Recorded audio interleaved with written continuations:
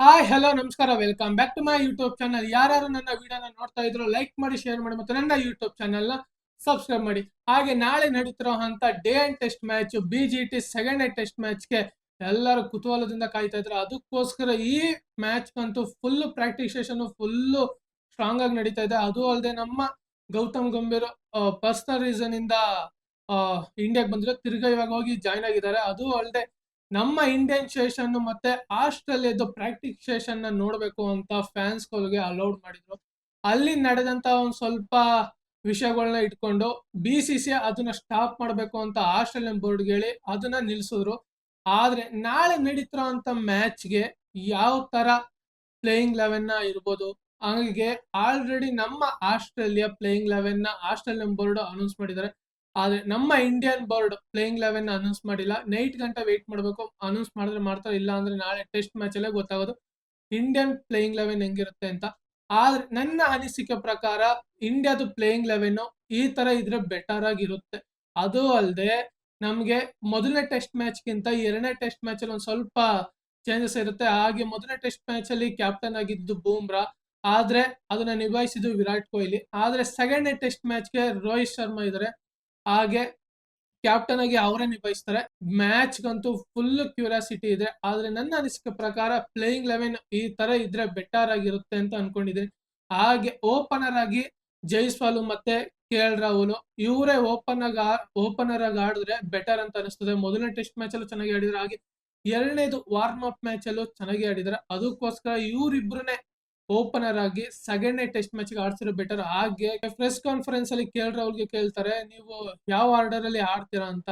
ನನಗೆ ಯಾವ ಆರ್ಡರ್ ಅಲ್ಲಿ ಆಡ್ಬೇಕು ಅಂತ ಮ್ಯಾನೇಜ್ಮೆಂಟ್ ಹೇಳಿದೆ, ಅದನ್ನ ಅದ್ರಲ್ಲಿ ಆಡ್ತೀನಿ, ಆದ್ರೆ ಯಾವ್ದು ಅಂತ ಹೇಳ್ತಾರೆ ಅಂತಂದಾಗ ಇದನ್ನ ಹೇಳ್ಬಾರ್ದು ಅಂತ ಹೇಳಿದಾರೆ ಅಂತ ಹೇಳ್ತಾರೆ. ಇದು ಒಂದ್ ಸ್ವಲ್ಪ ನಮ್ಗೆ ಕುತೂಹಲಕ್ಕೆ ಉಂಟು ಮಾಡುತ್ತೆ. ಆದ್ರೆ KL ರಾಹುಲ್ ನಮ್ಗೆ ಓಪನರ್ ಆಗಿ ಆಡ್ಸಿದ್ರೇನೆ ಬೆಟರ್. ಅವರು ಜೈಸ್ವಾಲ್ ಮತ್ತೆ KL ರಾಹುಲ್ ಚೆನ್ನಾಗಿ ಆಡ್ತಾ ಇದ್ರೆ, ಅದಕ್ಕೋಸ್ಕರ ರೋಹಿತ್ ಶರ್ಮಾ ಮಿಡಲ್ ಆರ್ಡರ್ ಅಲ್ಲಿ ಆಡಿದ್ರೆ ಬೆಸ್ಟ್ ಆಪ್ಷನ್. ಅದಾದ್ಮೇಲೆ ಒನ್ ಡೌನ್ ಆಗಿ ಶುಮನ್ ಗಿಲ್ ಫಸ್ಟ್ ಟೆಸ್ಟ್ ಮ್ಯಾಚ್ ಅಲ್ಲಿ ಇಂಜರ್ಡ್ ಆಗಿದ್ರು. ಇವಾಗ ಸೆಕೆಂಡ್ ವಾರ್ಮ್ ಅಪ್ ಮ್ಯಾಚ್ ಅಲ್ಲಿ ಆಡಿ ಸ್ವಲ್ಪ ಪ್ರೂವ್ ಮಾಡ್ಕೊಂಡಿದ್ದಾರೆ. ಅದಕ್ಕೋಸ್ಕರ ಸೆಕೆಂಡ್ ಟೆಸ್ಟ್ ಮ್ಯಾಚ್ಗೆ ಇವರ ಅವೈಲೇಬಿಲಿಟಿ ಇದ್ದೇ ಇರುತ್ತೆ. ಅದಕ್ಕೋಸ್ಕರ ದೇವದತ್ ಪಡಿಕಲ್ನ ಕುಣಿಸಿ ಶುಮನ್ ಗಿಲ್ ಆಡಿಸ್ತಾರೆ. ಅದಾದ್ಮೇಲೆ ವಿರಾಟ್ ಕೊಹ್ಲಿ ಇವರಂತೂ ಇದ್ದೇ ಇರ್ತಾರೆ. ಅದಾದ್ಮೇಲೆ ರಿಷಬ್ ಪಂತ್ ಆಡಿಸ್ಬೋದು. ಅದಾದ್ಮೇಲೆ ರೋಹಿತ್ ಶರ್ಮಾ ಬಂದ್ರೆ ಬೆಟರ್ ಆಪ್ಷನ್. ಅದಾದ್ಮೇಲೆ ನಿತೀಶ್ ಕುಮಾರ್ ರೆಡ್ಡಿ ಇದು ಬೆಸ್ಟ್ ಆಪ್ಷನ್. ಹಾಗೆ ಮೊದಲನೇ ಟೆಸ್ಟ್ ಮ್ಯಾಚ್ ಅಲ್ಲಿ ಏನು ಪರ್ಫಾರ್ಮೆನ್ಸ್ ನೀಡಿರೋ ಅದ್ರ ಬೇಸ್ ಮೇಲೆ ಇವ್ರನ್ನ ಸೆಕೆಂಡ್ ಟೆಸ್ಟ್ ಮ್ಯಾಚ್ ಅಲ್ಲಿ ಆಡಿಸ್ಬೋದು.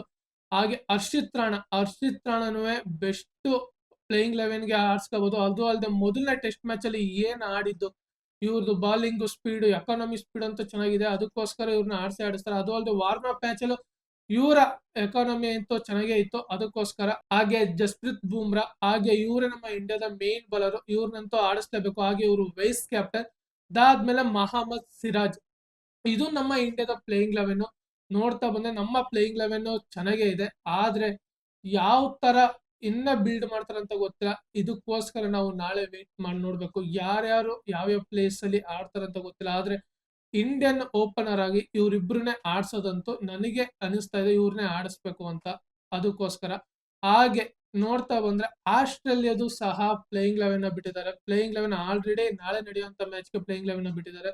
ಹಾಗೆ ಉಸ್ಮಾನ್ ಖವಾಜಾ, ಅದಾದ್ಮೇಲೆ ಮ್ಯಾಕ್ಸ್ ಫಿನ್ನಿ, ಮತ್ತೆ ಲ್ಯೂಬೆರ್ಸನ್, ಅದಾದ್ಮೇಲೆ ಸ್ಟೀವನ್ ಸ್ಮಿತ್, ಟ್ರಾವಿಸ್ ಹೆಡ್, ಆಮೇಲೆ Mitchell Marsh, Alex Carey, Pat Cummins, Mitchell Starc, Nathan Lyon, ಹಾಗೆ ಎಸೆಲ್ವುಡ್ ಇಂಜುರಿ ಕಾರಣದಿಂದ ಅವ್ರನ್ನ ರೀಪ್ಲೇಸ್ಮೆಂಟ್ ಆಗಿ ಸ್ಕಾಟ್ ಬೋಲೆಂಡ್ ಅವ್ರನ್ನ ಆಡಿಸ್ತಾ ಇದ್ರೆ, ಇದೊಂದು ಚೇಂಜಸ್ ಆಗಿದೆ ಅಷ್ಟೇ ಹೊರತು ಎಸೆಲ್ವುಡ್ಗೆ ಇಂಜೂರ್ ಆಗಿರ್ಲಿಲ್ಲ ಅಂದ್ರೆ ಮೊದಲನೇ ಟೆಸ್ಟ್ ಮ್ಯಾಚ್ ಏನ್ ಆಡಿದ್ರು ಸೆಕೆಂಡ್ ಟೆಸ್ಟ್ ಮ್ಯಾಚ್ಗೂ ಅದೇ ಪ್ಲೇಯಿಂಗ್ 11 ಇರ್ತಿತ್ತು.